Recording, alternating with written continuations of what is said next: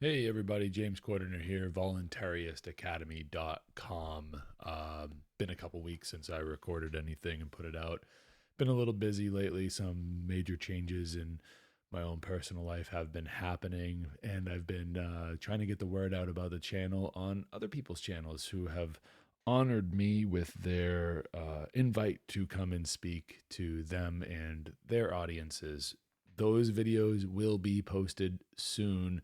I like to give them a chance to have it on their channels first, and then after a minute, bring it on over for you guys. If you want to go check those out, the first one is it will be Wake the Dead, a podcast hosted by my great friend Sean McCann, and he interviewed me. I believe that'll be posted pretty soon. It's episode, I think, 121 of his podcast. And then we have, and I'm going to flub up the number, I think it's 118 for the Lieber cast. That's hosted by Fred Gringas. And both of these guys are on the One Great Work Network. That's onegreatworknetwork.com.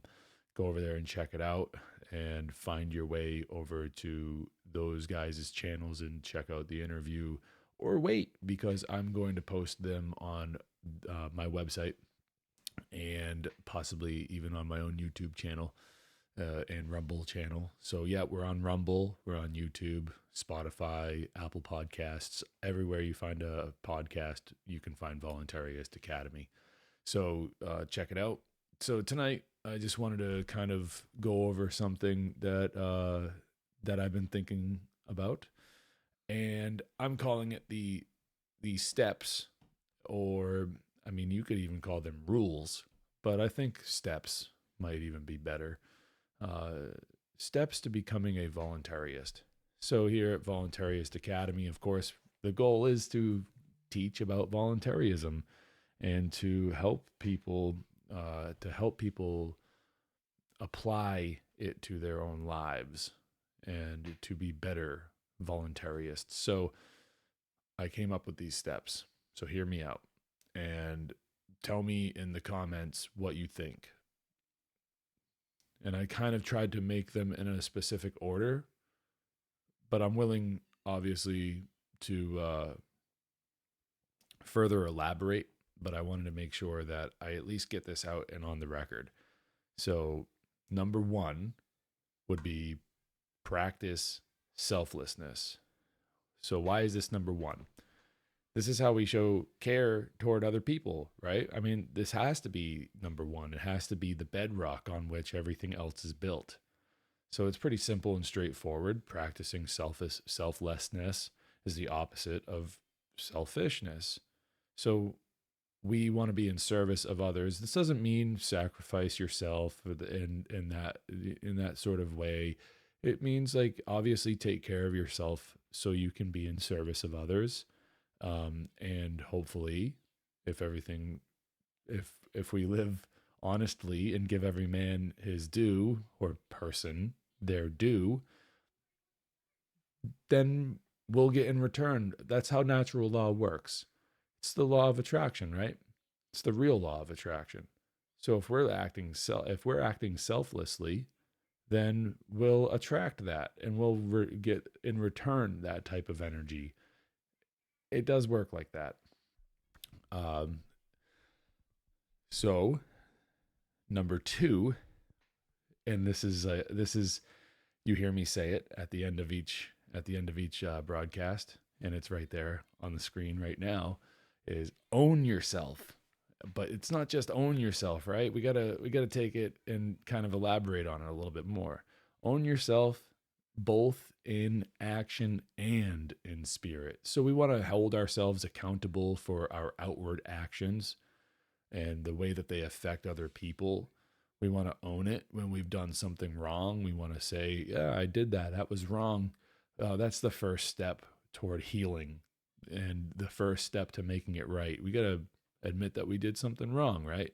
And then in spirit, we want to own our spirit. We want to look inward and own what's going on inside ourselves that people don't see. the things that might affect us personally. We want to own that too. We want to know what's up with that. So that's like looking in toward yourself and getting yourself in balance and in harmony, which brings us to number 3. How would we do that? We would remain calm in thoughts, emotions, and actions. Now, this does not mean be a pacifist. That is not what I'm saying. I'm saying that even with righteous indignation, you can still, in that state, you can still be calm. Calmness, and this might just be my opinion, calmness does not mean being a pacifist in times of need, when an attitude of righteous indignation is needed. Calmness means that you're in control, even in that state of anger. Calmness means that you're able to direct that emotion, that you're in understanding of it. So when we're in calmness of our thoughts, our emotions, and our actions, we've reached a state of harmony. And that's how we really are able to look inward and understand ourselves, and to understand how our inward, our thoughts and emotions are manifested in our actions, right? And this is really how you own yourself. But how do we really, so that brings us to number 4, which is think things through, right? We need to do that before we act, okay? And I'm trying to put these things in a specific order, and I'm doing the best I can with that, but all of these things really matter. So it doesn't, I don't think, really need to be in any specific order, but it's fun to challenge. It's fun for me to challenge myself to see if I can do this for you guys and to make it really comprehensive. But we need to be able to think things through. And in order to do that, number 3 needs to be done properly in order for us to really think things through, right? We need to take a beat and make sure that we're not doing anything rash in any given situation, because it does have an effect. We need to be able to make sure that it does have an effect, a good effect on other people, because this is the part where our actions are going to have consequences either which way, if we're acting morally or immorally. And again, this does not mean from a theological standpoint, because that would imply that there's some sort of rulership over that, right? But this is just simply from a behavioral standpoint, where we're understanding that morality is a part of nature itself. And in order for any of this philosophy to work, we have to understand that right and wrong, human rights, are the same for every human, and that no human is necessarily born better than another. So anyways, get back to the point. Think things through, because your actions, your thoughts, which influence your emotions, vice versa, but both of those things influence your actions. We need to be able to think things through. Okay? We need to think about thinking as I've put it before. And that leads us to number 5. Okay, number 5 is speak the truth.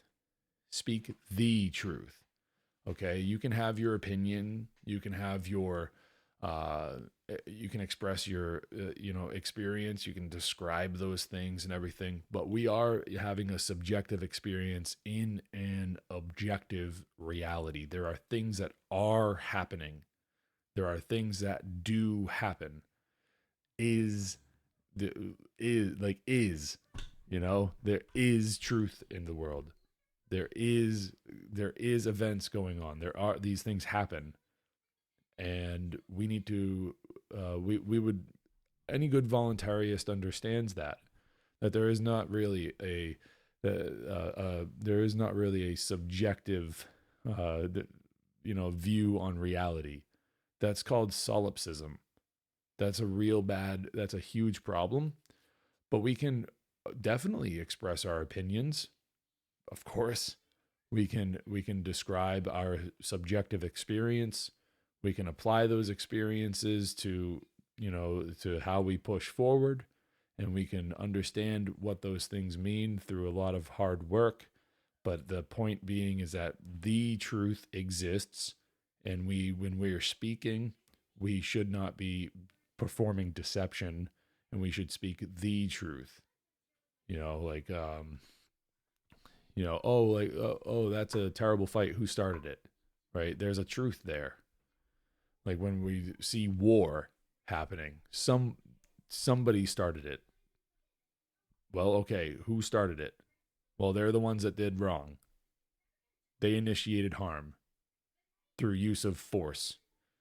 And that's wrong. That is wrong. That is an objective statement. Something is or is not wrong. That's objective. So this is speaking the truth. And when we speak the truth, we're sending out a vibration through our voice. And if you understand, as I do, how energy really helps create a better world, when somebody hears the truth, they can resonate with that. And we have a good relationship with reality when we resonate with the truth. And when we have a good relationship with reality, we're less likely to be fooled. Okay? Because both we know truth and we know reality, so it's harder to fool us. So each individual speaking the truth is only really just speaking each individual. There I had the word right on the tip of my tongue.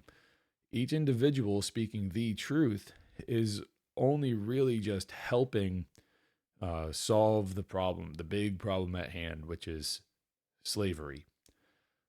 And that brings me to number 6, second to last. So I'm not going on all night about this. There's not a list of a million things here. It's seven steps that are actually pretty easy to do.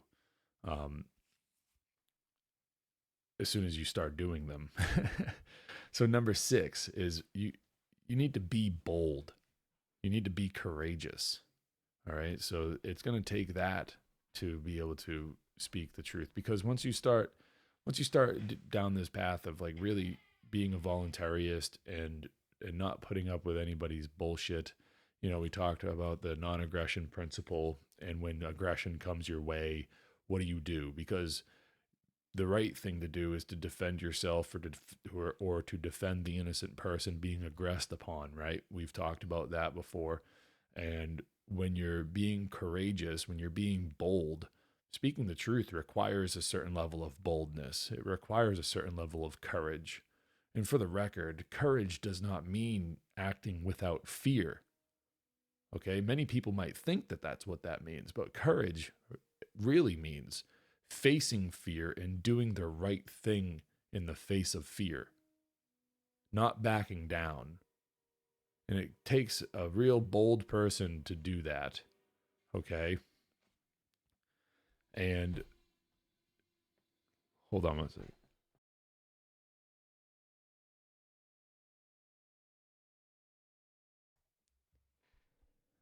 Okay, so that brings us to the final one, number 7.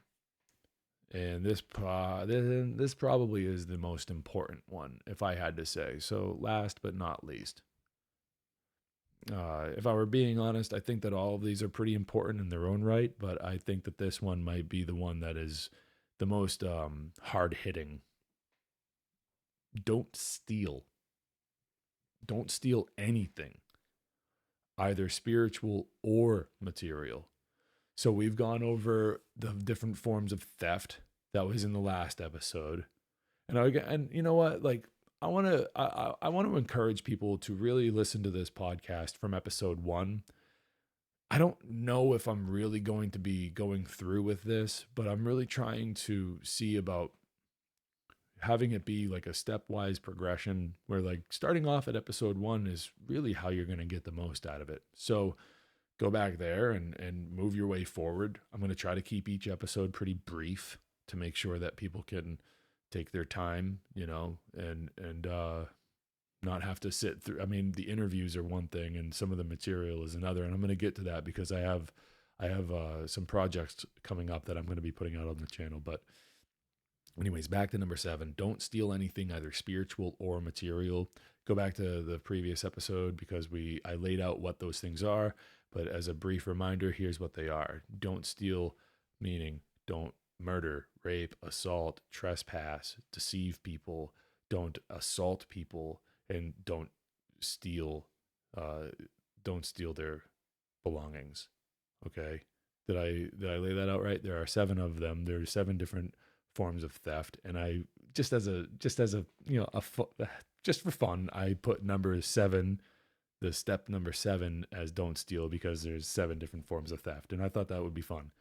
And so that's what we need to avoid doing. And if we can avoid doing those things, then it seems as though that those pretty much encapsulate every form of aggression that we could be, acting out in, that would initiate harm against other, let's start with people, but other sentient beings. Okay. Quite frankly, animals have rights and they have souls. I like to say like this: they have been graced by the touch of the animating force in the universe, which grants life, and it should be respected, and that life should be honored.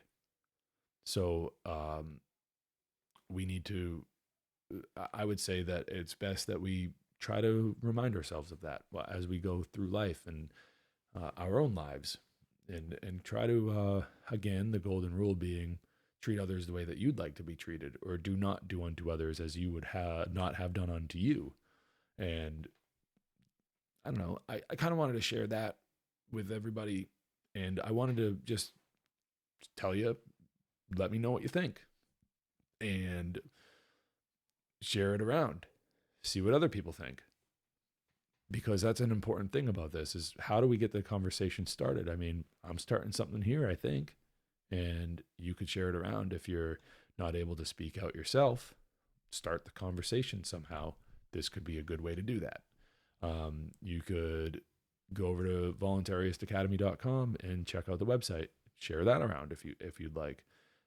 I'd greatly appreciate it. And while you're at it, like, subscribe, do all that stuff. It's really awkward to kind of, and I've been saying this a lot lately, but it's kind of awkward to be asking for that because it's kind of cringy, right? But when we're battling, shadow banning and censorship of real, actual ideas that can produce change, right? I'm no one special.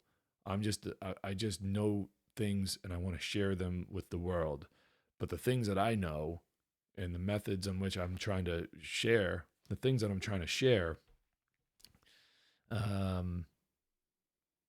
certain groups don't want these ideas to be popular, if you catch my drift.